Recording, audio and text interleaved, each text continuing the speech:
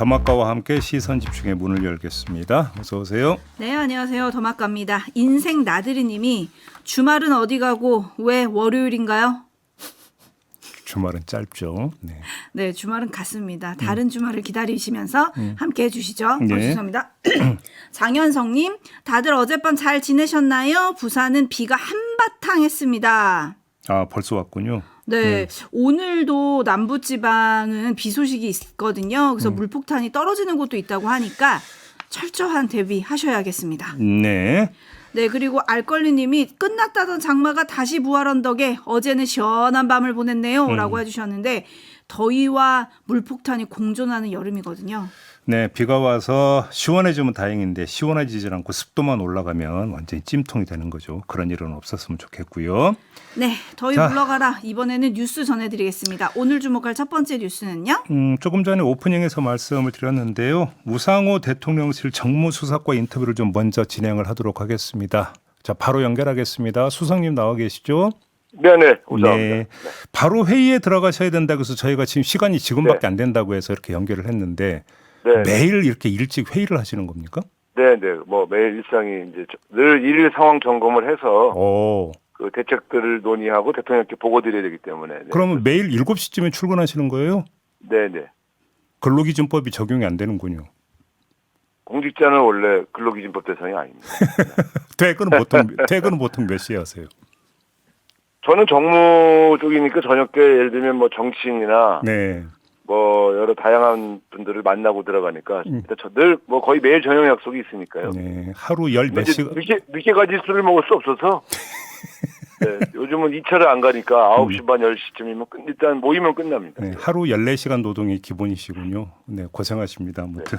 네, 알겠습니다. 흰소리 그만하고 바로 본론 들어가겠는데요. 네네네. 대통령실에서 지금 인사청문 TF를 꾸렸다고 얘기를 들었어요. 네. 지금 그 수석님이 상황실장을 맡고 계시다고 들었는데 TF를까지 꾸린 이유가 뭘까요? 워낙 인사청문 대상이 많아서요. 네. 이분들 전체적인 이 상황을 늘 점검하고 또 예를 들면 어떤 의혹이 어떻게 전개되는지 이런 것들을 좀 분석을 해야 되지 않겠습니까? 예, 그래서 예. 정무수석실에 TF팀을 꾸렸고요. 네. 제가 상황실장이 아니라 TF팀장이고 TF팀이 사실상 상황실이다 이런 취지죠. 아, 네. 그런 의미로. 네. 그러면 지금 TF에서 주되게 보고자 하는 게 이제 청문 전후 과정에서 제기되는 의혹이 어느 정도로 심각한 것인지 좀 그다음에 어떻게 소명되는 이런 것들을 좀 체크한다 이렇게 이해하면 되는 걸까요? 그렇습니다. 각 후보자들에게 제기된 의혹을 점검하고 네. 그리고 나서 그 후보자 측 입장을 좀 들어봅니다. 그래서 사실인지 아닌지 아니면 과장된 것인지를 좀 확인하고 예. 또 이게 소명 가능한 건지 아니면 소명이 불가능한 건지 이런 판단들을 해서 네네. 이것들을 종합적으로 점검하는 그러한 이제 TF 팀이고요. 때로는 이제 후보자 전원에게 조금 이제 그 인사청문회에 임하는 태도 이런 것들에 대해서 좀 조언도 하고 이제 그런 TF 팀입니다. 네. 그러면 아무튼 지금까지 제기된 의혹들이 좀 있지 않았었습니까?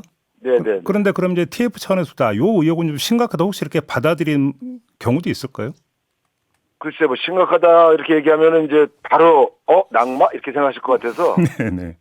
국민의 기준에 맞나 안 맞나 이렇게 보는데 이제 어떤 경우는 국민들 눈높이에 좀 안 맞는 일이 있었구나 하는 그런 분들도 있는데요. 예.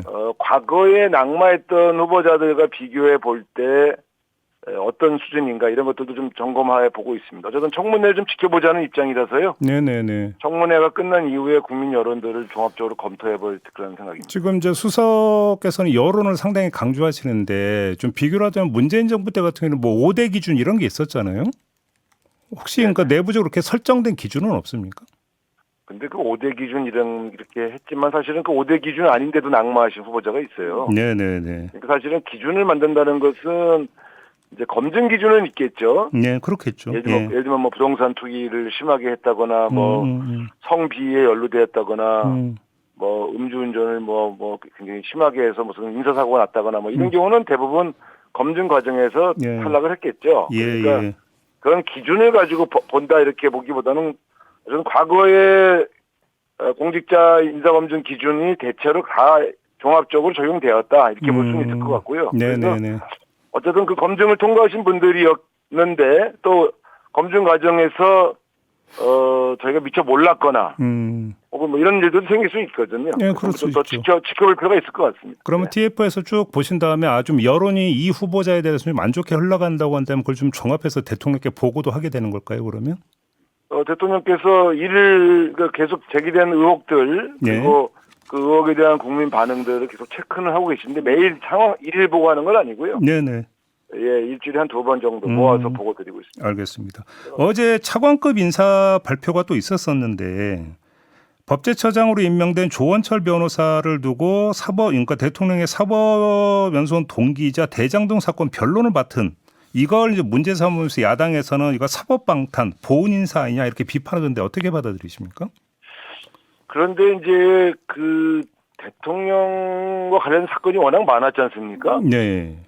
대통령과 관련되어서 변호인단에 포함된 분이 워낙 많아요. 예. 그럼 그분들은 대통령 변호를 맡았다는 이유로 혹은 대통령에게 법률 자문을 했다는 이유로 다 공직에서 배제해야 되는 것이냐? 저는 그것은 적절치 않다고 봅니다. 그러니까 그분이 과연 그런 자격이 있느냐? 그 자격이 없는데 대장동 관련 혹은 대통령 관련 변호를 맡았기 때문에 그 직책을 맡은 것이냐? 그렇다면 문제가 되겠죠. 그런데 충분한 능력과 자질이 있는데 변호인을 맡았지만 그 자질과 능력을 우선시해서 등용했다. 이렇게 본다면 또 큰 문제가 없다. 이렇게 보고요. 이번에 법제처장 되신 그분은 워낙 그 법조계 안에서도 되게 평이 좋으신 분이더라고요. 능력도 인정받고 그런 적임자였기 때문에 발탁된 것으로 그렇게 알고 있습니다. 알겠습니다. 어제 또 하나 발표된 게 몇몇 나라에 이제 특사단을 보내기로 하고 그 명단이 발표가 됐는데 네네. 어제 발표에서 미국이 빠져 있더라고요. 왜 그랬던 걸까요? 지금 특사단은 그 당사자 국가 일정이 확인된 나라, 조율된 나라. 그래서 이번 주 중에 출발한 나라부터 발표를 하고 있습니다. 지금 아직 발표되지 않은 나라들은 그 해당 당사자 국가 일정이 면담 일정이 확정되지 않았기 때문에 그렇게 이해해 주시면 되겠습니다. 그러면 일단 특사단, 그러니까 미국에는 누구 보낼지는 내부적으로 다 결정이 되어 있는 거죠? 지금 조율 중에 있습니다. 조율 중에 지금 언론 보도가 좀 나왔는데 맞습니까? 그 언론 보도 미국 같은 경우? 대통령실은 지금 어제 발표한 특사단 이외에 어떤 나라의 특사단도 발표한 적이 없습니다. 언론이 이제 핵심적으로 취재해서 어느 나라 누구가 간다더라 이렇게 지금 전원 보도를 하고 있는 것이죠. 그래서 이건 저희는 미국 특사단이 누구라고 발표한 적이 없어서 확인해드리기도 어렵습니다. 알겠습니다. 지금 이재명 대통령이 그 국회 특별감찰관 그 추천을 의뢰하겠다고 밝힌 바가 있었는데 아직 국회에 후보 추천 요청을 안 했다라고 좀 하던데 언제쯤 요청을 하실 계획이세요? 글쎄 그거는 민정수석실에서 하는 일이라 제가 확인해 보지 못했습니다만 어쨌든 대통령께서 특사단 파견을 특별감찰관을 이제 도입하겠다고 하신 것은 청와대 대통령실이 직접 감시받자. 그렇죠.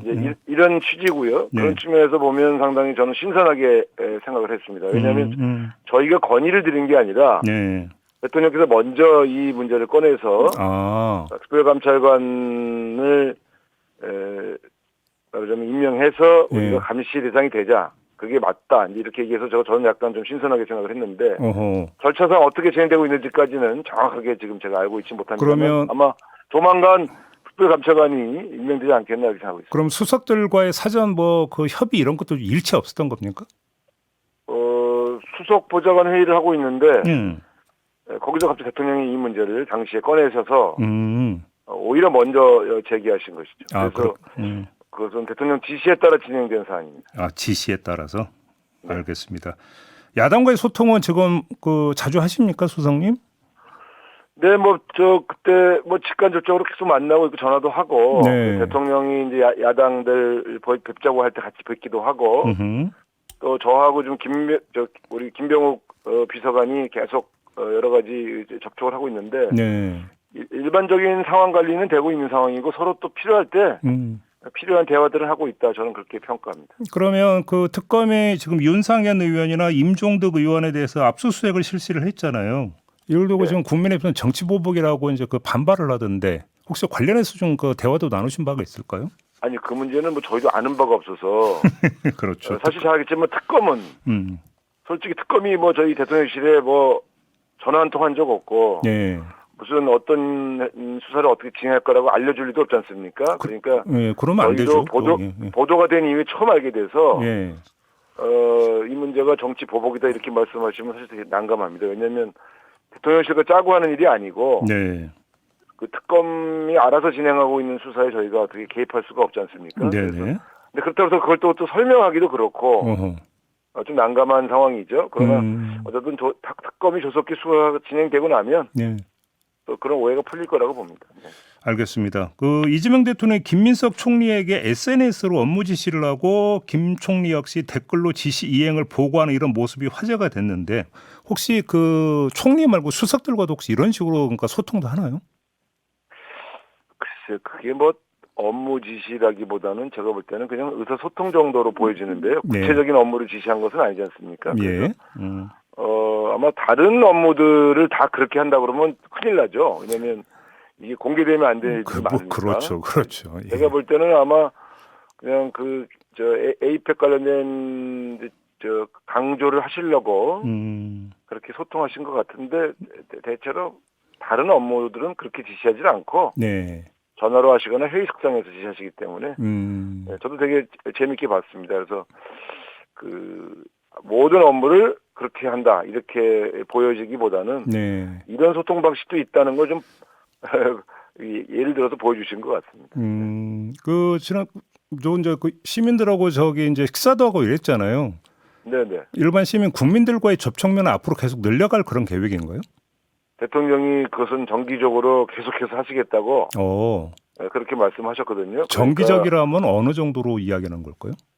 그러니까 뭐 정기라는 게 딱 날짜 무슨 요일 이렇게 한다기보다는 거의 매주 이런 행보가 나타날 겁니다. 그래서 매주 대통령께서는 그러니까 시간이 허락하면 거의 매주 하신다는 거고요. 어떨 때는 예를 들면 지난번에 그 우리 직원들하고 같이 가셔서 식사하신 거 그거는 며칠 전부터 기획된 게 아니거든요. 그런 식으로 시간이 되면 혹은 어떤 사정상 어떤 일정이 취소되면 바로 그렇게 현장 행보를 즉석에서 하시기도 하고 하셔서요. 근데 그 대부분 취지는 국민들과 직접 소통하고 현장을 많이 방문해서 국민들과 직접 소통하겠다고 하는 의지의 반영입니다. 말 그대로 번개군요, 그러니까. 네. 알겠습니다. 회의 들어가셔야 되는데 일단 인터뷰는 여기서 마무리하고요. 나중에 다시 모시겠습니다, 수석님. 네, 고맙습니다. 네. 네. 우상호 정무수석이었습니다. 네, 박하림님이 더마까 심심하겠다. 시선 집중 문만 열고 들어오진 못했네. 어서 나와라라고 하셨는데 저는 계속 인터뷰를 듣고 있었고요. 재밌게 들었습니다. 우상호 수석님 말씀을 좀 재밌게 하시는 것 같아요. 3107님, 수석님, 농부인 저랑 근무 시간이 같으십니다. 저도 새벽 4시에 기상해서 8시에 퇴근이거든요. 비슷하다 올려주셨고 오랑아빠님 여론을 살피지 말고 인사에 확고한 기준이 있어야 합니다. 잣대가 없으면 고무줄이 됩니다. 이승민님하고 BSK님 등 많은 분들은 일단 오늘 해명하는 거 보고 국민 눈높이에서 판단해도 늦지 않을 것 같다. 이런 의견들을 많이 보내주셨어요. 알겠습니다. JB타임즈 다음 주목할 뉴스는 어떤 건가요? 네, 남은 시간이 많지 않으니까 짧고 굵게 윤석열 전 대통령 관련 얘기 2개만 소화하겠습니다. 먼저 이 소식부터 전하죠. 김계리 변호사가 지난 12일 페이스북에 글을 올렸습니다. 김 변호사는 수감자들에겐 운동시간이 주어진다. 그런데 윤 전 대통령께는 운동시간이 없다. 이렇게 주장을 했습니다. 그러자 법무부가 다음 날 언론 공지를 통해서 반박에 나섰습니다. 윤 전 대통령의 실외 운동을 제한한 사실이 없고 관계 법령에 따라 일반 수용자와 동일하게 일과 시간 중 1시간 이내로 실내 운동을 실시하고 있는데 다만 윤 전 대통령이 다른 수용자와의 접촉을 막기 위해 단독으로 운동 시간을 부여하고 있다. 이런 내용이었습니다. 양측의 의견이 갈리는 것 같지만 한 가지 점에서는 공통되다. 저는 이 말씀을 좀 드리고 싶은데요. 공통된다? 네. 그게 뭘까요? 멀쩡하다는 겁니다. 뭐가 멀쩡하냐? 윤석열 전 대통령의 상태가 멀쩡하다. 이 점을 좀 말씀을 드리고 싶은데요. 자, 법무부는 윤석열 전 대통령이 운동을 하고 있다고 지금 전했죠. 김계리 변호사의 주장은 뭡니까? 운동할 의지가 있다라는 것 아니겠습니까? 따라서 운동을 할 수 없을 정도로 건강이 나쁘지는 않다라는 겁니다. 아하. 다시 말해서 멀쩡하다. 이런 이야기가 되는 건데 제가 이 점을 확인하는 이유가 있는데요. 윤석열 전 대통령 측이 뭐라고 했습니까? 지난 11일 특검의 조사에 불응하면서 됐던 이유가 뭡니까? 건강상의 이유였죠. 건강상의 이유였습니다. 원래 앓던 눈질환과 당뇨병 약을 구하지 못해서 어려움을 겪고 있고 복용량도 평소의 절반 수준이라면서 무더운 구치소 내부에서 당뇨로 식사도 적게 하고 있어 적극적으로 진술할 의욕 자체가 많이 꺾인 상황이다 이렇게 주장을 했는데 진술은 못하면서 운동을 한다? 진술은 에어컨 빵빵하게 나오는 실내에서 하는 건데 이건 받아하면서 운동은 하겠다? 앞뒤가 안 맞는 것 아니냐라는 겁니다. 근데 워낙 막무가내 행보로 일관해 왔기 때문에 이걸 따지는 것 자체가 무슨 의미가 있나 싶은 생각도 좀 들긴 하는데요. 그래도 지켜보는 국민들을 위해서 정리할 건 정리해야 하기 때문에 말씀을 드리는 겁니다. 이게 첫 번째 얘기입니다. 네, 박은미 님이 입만 아픈 거 아닙니까? 라고 좀 꼬집어 주셨는데 뭐 알겠고요. 두 번째 얘기는 어떤 걸까요? 뉴스부터 한번 들어보시죠. 순직해병 특검에 피의자 신분으로 출석한 김태효 전 국가안보실 1차장. 그동안 김 전 차장은 윤 전 대통령이 회의에서 최상병 사건 수사 결과를 듣고 격노했다는 건 본 적도 들은 적도 없다고 주장해왔습니다. 그런데 특검 조사에선 윤 전 대통령이 크게 화를 냈다고 인정하며 기존 입장을 뒤집은 걸로 드러났습니다. 김 전 차장은 회의 막바지에 윤 전 대통령이 임기훈 당시 비서관의 보고를 받고 목소리가 높아졌다며 화내는 걸 봤고 화낸 건 맞다고 특검에 진술한 걸로 파악됐습니다. 또 당시엔 윤 전 대통령이 무엇으로 화냈는지 정확히 몰랐지만 나중에 문서를 보니 최해병 관련 보고서였다고 설명한 걸로 확인됐습니다. 네, 김태효 전 차장은 세 번째 인물입니다. 특검에 불려가서 기존 입장을 뒤집고 적극적으로 진술을 한 세 번째 인물인데요. 앞서서 사후 계엄 선포문 작성 및 폐기를 진술한 강희구 전 부속실장이 있었고요. 그다음에 체포영장 저지 지시 상황을 자세히 진술한 김성훈 전 경호차장이 있었습니다. 자, 이를 두고 언론은 돌아섰다라는 표현을 쓰더라고요. 이들이 윤석열 전 대통령으로부터 돌아섰다 이런 표현을 쓰던데 엄밀히 가를 필요가 있는 것 같습니다. 배신인지 아니면 배신감의 발로인지. 배신인지 아니면 배신감의 발로인지. 네. 무슨 뜻일까요? 자, 예를 하나 들어드리겠습니다. 헌법재판소 변론 때 일인데요. 암투병 중인 조지호 전 경찰청장이 증인으로 나왔을 때 윤석열 전 대통령 측에서 뭐라고 했습니까? 선망증 운운했었습니다. 그렇죠. 기억나십니까? 네네. 선망증세에 빠져서 엉뚱한 진술을 했던 것 아니냐라는 식으로 몰아갔던 겁니다. 이때 사람들이 뭐라고 했습니까? 아니 어떻게 저렇게까지 그러니까 발언할 수 있는 거냐 하면서 자신을 방어하려고 부하를 과거의 부하를 저렇게까지 몰아갈 수 있는 거냐라고 지탄했습니다. 자, 이 예를 가지고 한번 되물어 봅시다. 누가 먼저 배신 때렸던 겁니까? 제가 묻고 싶은 게 바로 이건데요. 자, 이 사례가 뒤통수 때리기의 1차 버전, 즉 말치기라면 2차 버전도 있습니다. 법칙인데요. 6월 말에 비화폰 통화 기록 등을 검찰에 넘긴 경호처를 상대로 대통령 기록물법 위반 등의 혐의로 고발을 한 적이 있었습니다. 윤석열 전 대통령 측에서. 자, 최측근이었다가 태도를 돌변한 사람들을 그러니까 변호할 생각은 저는 없습니다. 저들도 자기 살려고 안면 몰수하는 거라고 볼 여지는 충분히 있습니다. 그럼에도 불구하고 가릴 건 가려야 한다는 겁니다. 윤석열 전 대통령이 부하들 방패막이로 나섰다면 과연 과거의 부하들이 저렇게 진술을 적극적으로 했을까라는 생각을 한번 해봤습니다. 오히려 부하들을 화살바지로 쓰려고 하니까 저러는 거 아니냐. 그래서 제가 배신이냐 아니면 배신감의 발로냐 이게 궁금하다고 말씀을 드리는 겁니다. 네, 오늘 동아일보도 사설에 그렇게 썼더라고요. 자업자득이라고 할 수밖에 없다. 그러니까요. 네, 그리고 윤건영 의원이 지난주에 한 라디오 프로그램에서 밝히기를 경호처 고발에 경호처 내부가 완전히 뒤집혔다는 거 아니겠습니까? 그러니까요. 어떻게 이렇게 뒤통수를 세게 칠 수 있냐. 자기를 위해서 우리가 어떤 수모와 멸시를 당했는데 뒤통수를 너무 제대로 쳤다. 이러면서 경호처 내에서 제보들이 본물 터지듯이 나온다. 이런 얘기를 또 전해주기도 했었거든요. 정리를 하면 돌아섰다면 돌아선 이유는 뒤통수가 띵 해서 돌아선 것이다. 이렇게 정리를 하도록 하겠습니다. 네, 6300님. 제발 거짓말 좀 그만하세요. 거짓말로 성공한 사람은 김추자뿐입니다. 아, 그 노래 혹시 아세요? 전 잘 모르겠는데 아까 레드헤어님은 GD의 거짓말 올려주기도 하셨거든요. 아, 예. 네.